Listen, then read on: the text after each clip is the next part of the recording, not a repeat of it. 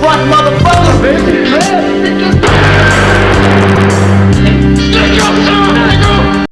Check 1 2, check 1 2. This your host with the most, live from the West Coast, Professor Trynch. And once again, this is Trynch Talk Podcast.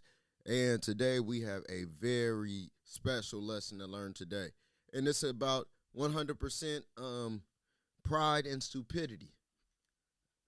We got pride and stupidity going to be our two top subjects. And the two people that we're going to use today is 21 Savage and the goofball motherfucker that tried to lightweight help his homeboy, but very much so hurt his homeboy.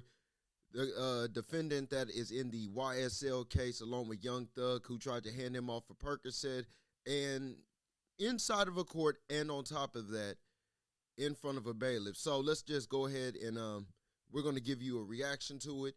And on top of that, I'm going to give you my personal take on it, because at this point in society and in a young, youthful culture, it is just knucklehead stupidity. And more than anything, a lot of you young dudes shooting rockets at the penitentiary. So let's go ahead and get into it. 21 Savage had a heated exchange with a goon of the United States, pretty much. And in his exchange of going back and forth, it led to him pretty much putting his foot in his mouth and letting these people be able to put him in a position to where that investigation could be possibly coming. So let's just go ahead and get right into the audio of it. This is 21 Savage on Clubhouse. Let's go. Your whole life, so you can argue on Clubhouse. I'm done with it, bro. You keep letting all these Chicago niggas boost your head up like y'all ain't dying in real life, man. Stop playing. Then that sounds like a few I know from the rag. All right, bro. So you saying y'all undefeated on that side? Y'all ain't took no loss. Man, every that we beef, 30 get smart and don't nothing happen. In real life, it's real life. Shut up, nigga. Shut the fuck up. Shut up, nigga. What are you doing? Man, hey, look, Cap, you from Chicago. I advise you to shut the fuck up. I advise Take your own advice, my nigga.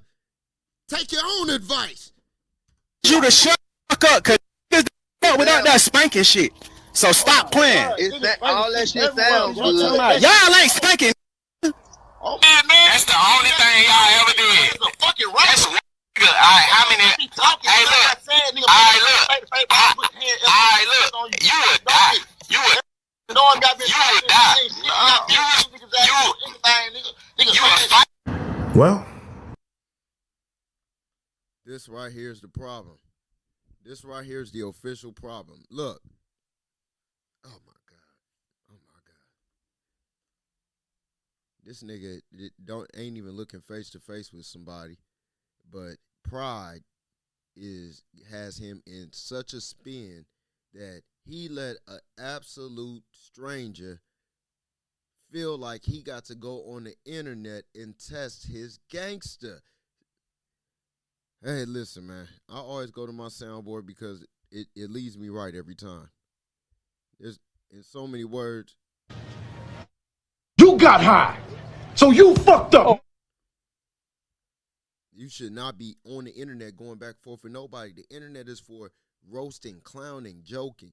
The problem came where a lot of people, when the pull-up factor came up, so many people really felt like they can't just say that comical shit or, troll somebody or go back and forth, because people start showing up at your doorstep, which brought in the people who feel like they do the real shit. So let me get some shine. Let me get known. You doing foul shit. If you got away with whatever you got away with, you don't need to come on the internet and say nothing. You don't need to say nothing to these people, man. Keep it in the fun zone. Stay entertaining. Hey, you just dropped the album with Drake. You should be somewhere over in Cape Cod. You should be somewhere really living the best of life. This is what I'm literally always lecturing about.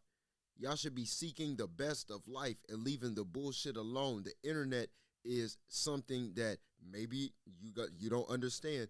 Homeland Security is keeping track of every word you say. You might have freedom of speech in the moment in a person-to-person situation, but once you're on the internet, once you got your phone up, you know that everything that you have to say is 100% going to be used against you in the court of law. So keep it in the Care Bear side of the game and stop talking that dumb shit. Come on, 21 Savage. What the fuck are you really doing? What you trying to prove? Who are you trying to prove this to? Nobody's. And then you'll turn around and come on the internet and say, this is internet shit. Man, real niggas don't do internet shit. And a nigga just did internet shit. This is why people don't believe in rappers. But rap is only one side of hip-hop. Always remember that. There's still an art side. There's still a fashion side. There's still the DJ side. There's still just the dance, and there's still the dancing side. Let's keep it there. So I don't know who he's trying to like keep this shit up with. Man, you're successful. Move forward. But on the situation where somebody cannot move forward, my nigga free Thugger, man. The only thing, and I'm gonna say it like this, on some real man shit.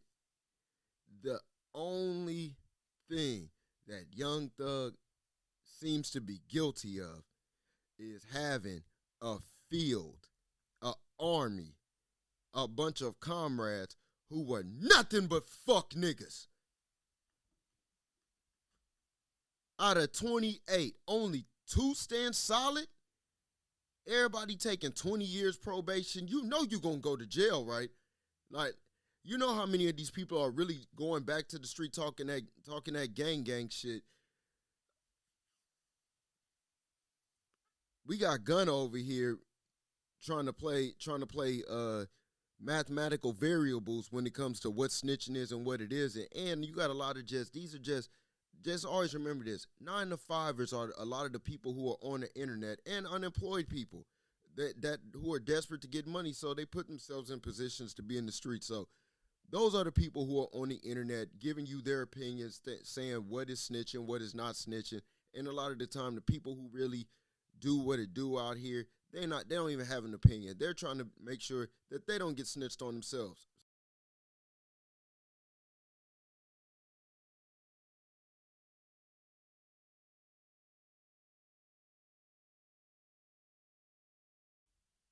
And on this next piece, rapper Young Thug, man, and free Young Thug, man. Stand strong. Because ain't none of them other motherfuckers along with you standing strong, but 2 of them. So, I want to go over this real quick. One of his co-defendants in the case did by far some of the dumbest I've ever seen. This dude literally sat back, stood up, walks up to Young Thug, and not on some like walked up and did like a hand like that. This motherfucker came with his hand all like this and shit, trying to hand some shit off to Young Thug, and it turned out to be like a Percocet, and along on his own personal, he had some tobacco as well as some weed and some more Percocets. He's trying to help his friend out, but he really just hurt his friend more than anything. And that's a lesson for a lot of you young dudes. This is why we bringing up the issue of pride and stupidity. He's too prideful to realize you're going through something in the system. You're in the system. You fighting a major case. What you need to be doing is showing up and acting like a fucking choir boy. That's what you're supposed to do.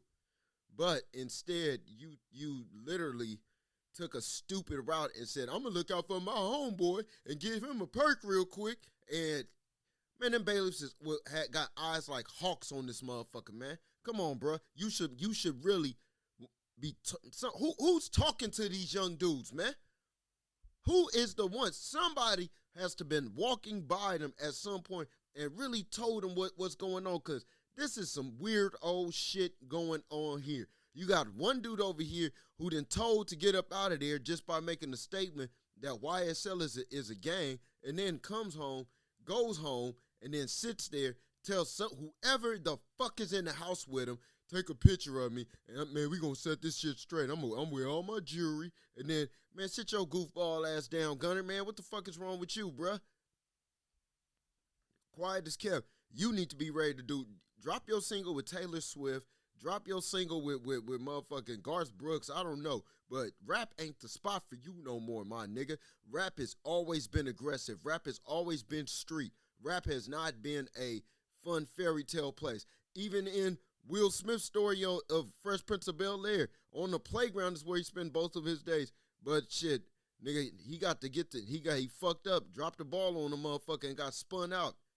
Hey, and then got moved to Bel-Air because he couldn't hold it in the streets of Philly. So let's go ahead and keep on going with this dumbass motherfucker who made the action of trying to give drugs inside of court to his homeboy. For one, I think the nigga probably was off a perk because you've got to be overly relaxed in the wrong situation for you to be handing some shit off like your arm broke and twisted in this crooked and shit. And I don't know what type of talks Young Thug had with this team, but I could tell they was all when he was high as fuck. Because the fact that it doesn't make sense that all of this folded, all of this bullshit has come about, but makes the reason why it makes all the sense. I wouldn't give a fuck. Like, don't hand nothing. Hey, get your goofball ass back, nigga. You know, what the fuck you really got to do? This is the whole point. So, and I'm getting so frustrated. I told a youngin around me, I said, y'all are really, there's no other way to say it. This generation of 20-year-olds that's coming into the world and really like trying to thrive in the world on some slick shit, on some aggressive shit, but on some bullshit. It is the dumbest shit I've ever seen. It is literally people falling into the grave, people falling into the system, and everybody crying, everybody finger pointing, no accountability at all. There's like zero accountability with an entire generation. And as these generations grow, there is no discipline to want to be accountable until it's too motherfucking late. Don't wait till it's too late. This is the point. Stay out of the system. Go get a job and then apply yourself. If you got a way to take your business and make sure that your business is making you just enough money to where you can pay your bills, then do that until that greater day comes, and then you can shine. You can wear a mirror. You can wear diamonds. You can wear all the fly stuff that you have ever wanted to wear. But it gets greater later, but it gets worse first when you do shit on some bullshit, and that bullshit will come to light. Cause that's the only reason why Young Thug in the YSL is going through it. There's something in the dark that only him and the people who really are involved know about, to the point where all of this is happening the way it's happening.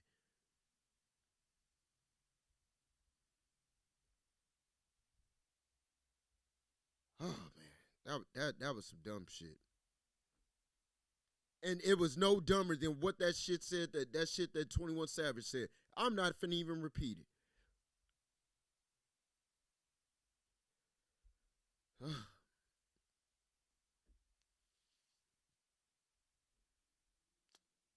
Shout out to the trenches.